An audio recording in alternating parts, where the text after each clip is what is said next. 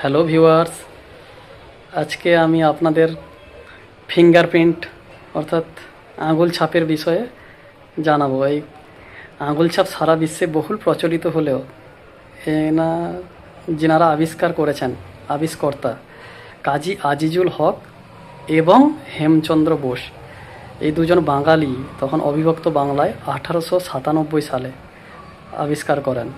ওনাদের হাত ধরেই ধীরে ধীরে আজ এই জায়গায় এসছে এত বহুল প্রচলিত জিনিসটি।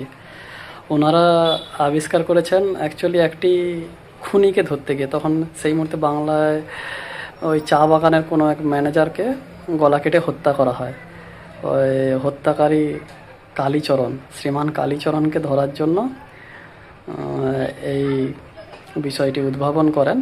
ওই খুনির পাশে, মানে খুনির পাশে নয়, যিনি খুন হয়েছেন ওনার পাশে একটি পঞ্জিকা পাওয়া যায় যাতে রক্তের দাগ এবং হাতের ছাপ ছিল। তো সেইটা থেকে বিভিন্ন উপায় অবলম্বন করে বার করতে গিয়েই আবিষ্কার করেন। আর ওনারাই মেন হচ্ছে আবিষ্কারক। ওনাদের হাত ধরেই এসছে ফিঙ্গারপ্রিন্টের প্রচলন। নমস্কার।